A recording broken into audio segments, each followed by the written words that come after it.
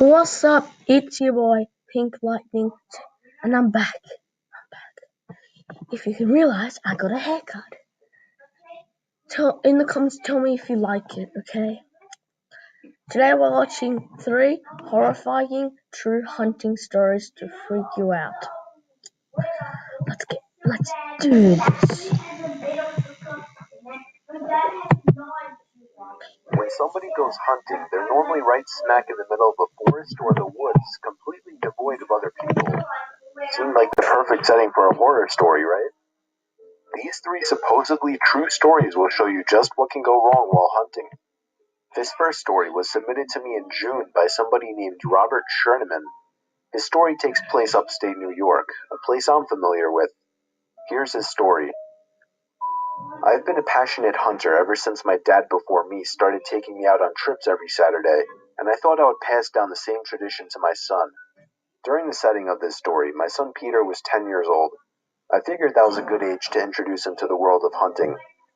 I armed Peter and myself with Remington Model 798 sniper rifles. However, I carried it until I found the spot where I usually find game. We could have used the deer hunting tower hidden deeper in the woods, but I figured that wouldn't be the best first-time experience. I handed him the gun when we were set up.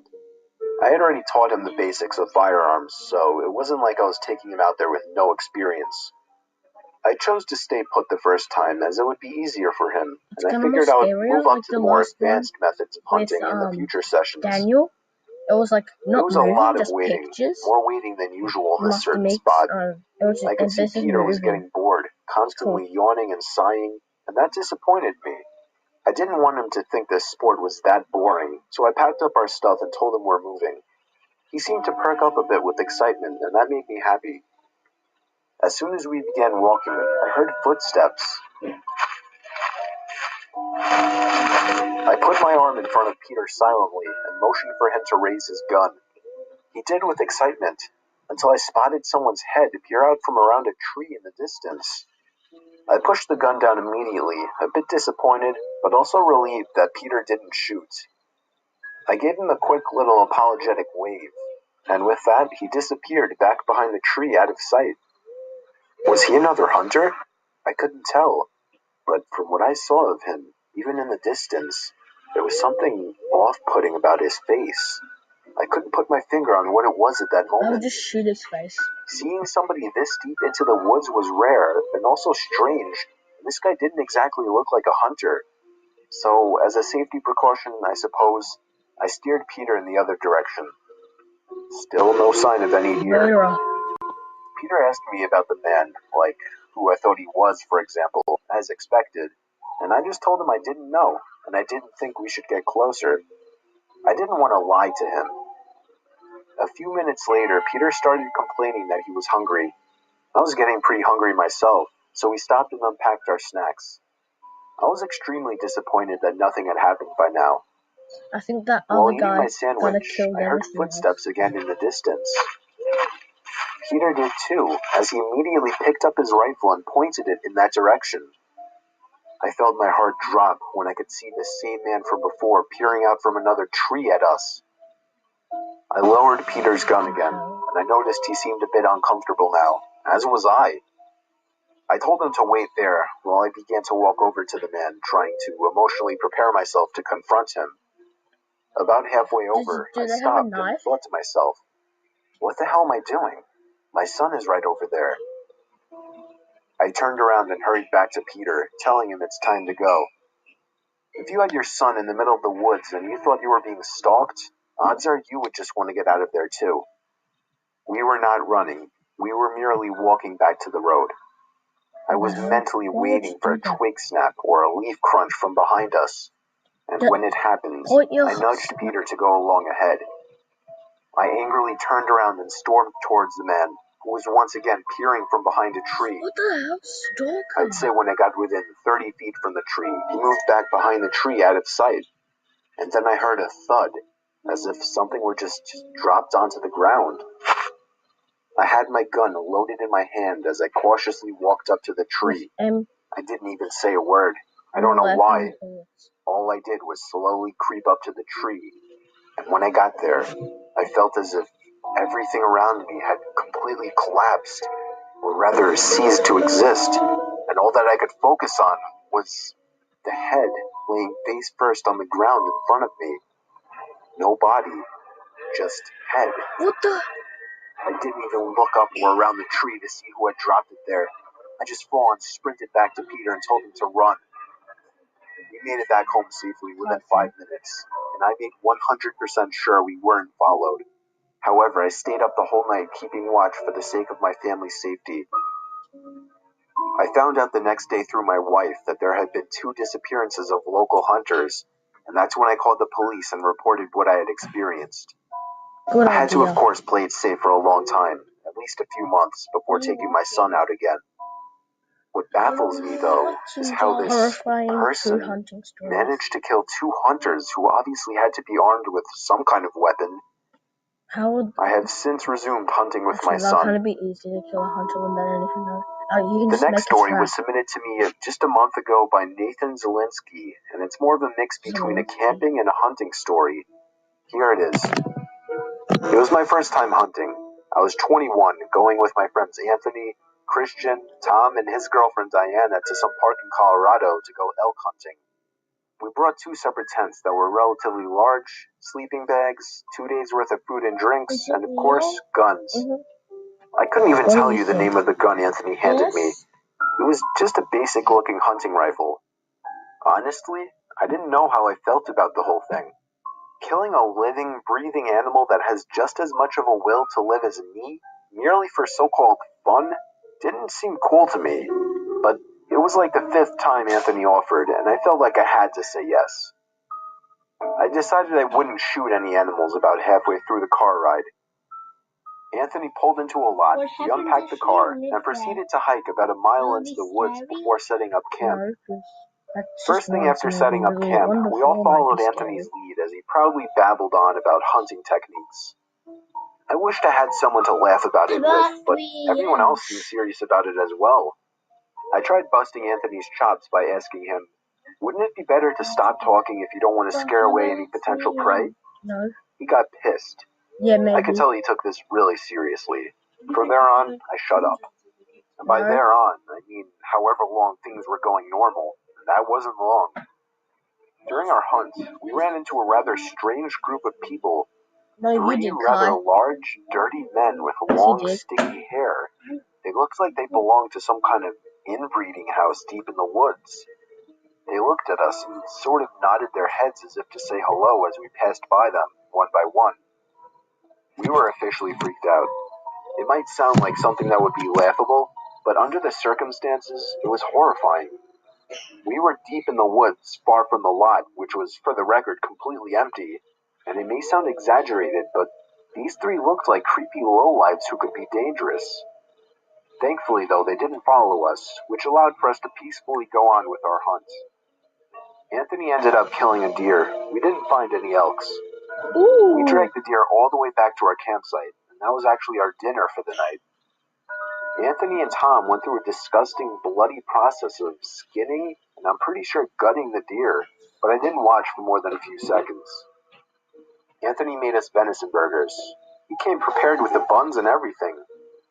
While I didn't particularly agree with the sport, I was impressed with Anthony. We went to sleep first thing at dark with the fire still going outside, and I was having a really bad time trying to get comfortable in that sleeping bag. Anthony and Christian seemed to fall asleep quickly, while I, on the other hand, had to be rolling around for at least 2 hours. I've always had a hard time falling asleep in sleeping bags. I was actually about to get up and go outside to pee when I heard footsteps coming from outside the tents. That's why you always I bring a opened my bucket to mouth pee to call in. out Tom or Diana's name, but I realized, what if it wasn't them? I laid silently and listened. In an unexpected instant, the zipper to our tent got pulled down, and I threw my head down to the side and acted as if I were asleep. There was a short pause before the zipper got pulled back up. I waited until the pairs of footsteps moved away. They seemed to be moving to Tom and Diana's tent. Then I realized it must have been them, and they must have been checking if we were asleep so they could, mess around, I guess. So I decided to play a little joke on them. I gave it about 5 minutes before I unzipped the tent and began creeping over to their tent. Then I realized their zipper was still undone. That's strange, I thought to myself. I crept over expecting to scare the two lovebirds, but instead, when I got close enough, I saw two men inside of the tent doing something to Diana. At that moment, I screamed as loud as I could, mostly out of fear, but also to wake everyone up. Anthony and Christian stormed out from the tent with their rifles.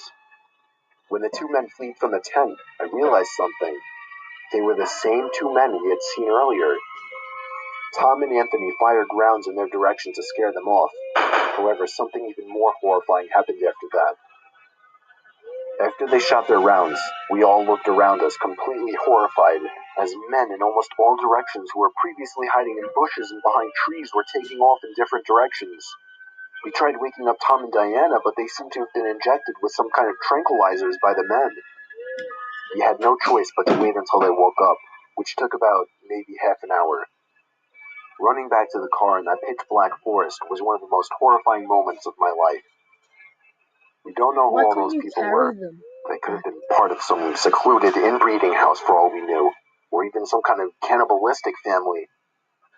We have no idea what they were planning on doing with Tom and Diana, but we're just happy we all got out of there safely.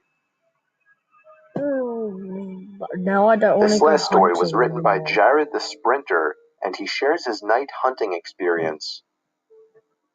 I was doing some night hog hunting in the woods near my backyard. I was hiding in the tower I had built about a decade ago. In case anyone's wondering, I of course had a night vision scope attachment. Nice. I guess I'm what you would consider a hardcore hunter. I don't want to bore you with the unnecessary story prolonging details, so I'll make this short. And I want everyone to know that though I agree this story sounds far-fetched and crazy, it is nothing but the truth. And I, in a way, actually consider myself lucky that I'll always have such a horrifying story to share. So, while I was sitting in the tower waiting for movement, it finally came. I took aim and found the source. But it wasn't at all a hog, or any kind of animal I was expecting. It was a person, a man wearing all black. Black sweatpants, black shoes, and a black hoodie with the hood over his head. But that wasn't the freakiest part. He was dragging a sack behind him. My heart started racing. I was pretty sure I was witnessing this guy trying to bury a body. I continued to watch him, but then he slowed down, and I swear to God, it looked as if he turned his head up to me. I ducked down under the wooden walls of the tower, shaking in my boots. Yes, I had a gun, but just the idea of using it against a person is horrifying. I lay low, praying to God that he hadn't seen me. It wouldn't make sense if he could, though. It's practically pitch black out here, or at least that was my logic. Seconds felt like an eternity as I waited for the footsteps in the leaves to move elsewhere, but I didn't hear any footsteps. All I heard was the sound of a foot hitting one of the wooden planks on the ladder of the tower. I felt the entire tower vibrate and shake as there were two more steps moving up the ladder. At this point, I was asking myself deep down, am I going to be able to shoot someone? Yes, I will. But for some reason, whoever was down there decided not to climb all the way up, as I heard them jump back down to the forest ground and began dragging the sack away. I think I stayed frozen like a statue for at least 10 minutes before even peeking over the ledge again. The coast seemed clear. I had to get home and warn the police immediately. I hopped over the ledge and descended down the ladder. I turned on my pocket flashlight, which in hindsight was a stupid move considering the situation, and ran back in the direction of my house. I was only able to run for about 10 seconds or so when I heard the rapid, manic footsteps crunching the leaves from behind me. I took a look over my shoulder. There he was, inches away from my face. Shoot him. I spun around and shot him in the shoulder. He stopped and screamed in agony, and I took that moment to finish my dash to my house. Again, in hindsight, I should have held him hostage somehow, but that doesn't even matter now. I called the police, who showed up within 15 minutes with a whole search squad, and I led them all into the woods to the exact location where I shot him. There was a faint yet noticeable blood trail spilled onto the leaves, which led past the body bag, which the cops seized, and eventually right to the maniac, who was hiding under a log next to a tree. He was arrested and tried for the murder of Jin Quen Sakanaki, a Japanese corner store owner. I don't know the full story behind it, but I do know I won't forget this one for the rest of my life, and I'll also be telling it for the rest of my life. Jesus, that's so creepy. Now I don't even...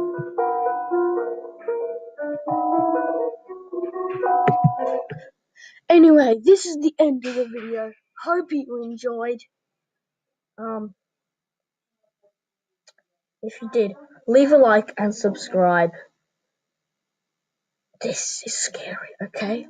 I got very scared. And oh wait, I forgot. This is a try not to get scared challenge, so tell me if you got scared, okay? Remember, leave a like and stay safe.